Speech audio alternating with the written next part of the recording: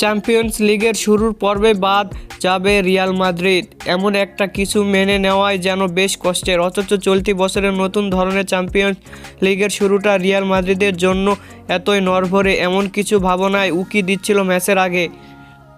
প্রতিপক্ষ সালজবার্গ যদিও বড় কোনো হুমকি ছিল না রিয়ালের জন্য, তবে ধারাবাহিকতায় অভাবে ভুগতে থাকা রিয়ালকে নিয়ে খানিক দুশ্চিন্তা থেকেই গিয়েছিল। কিন্তু সান্তিয়াগো বার্নাব্যুতে রিয়াল আবার যেন নিজেদের জাত চিনালো। প্রথমার্ধের 23 মিনিট পর্যন্ত নিষ্প্রভ হয়ে থাকা লস ব্লাঙ্কোসরা ম্যাচের শেষ পর্যন্ত একে একে সালজবার্গের জালে বল ঠেলেছে 5 বার। তাতে চ্যাম্পিয়ন লিগে পরের রাউন্ডে যাওয়ার আশাও খানিকটা বাঁচিয়ে রেখেছে তারা।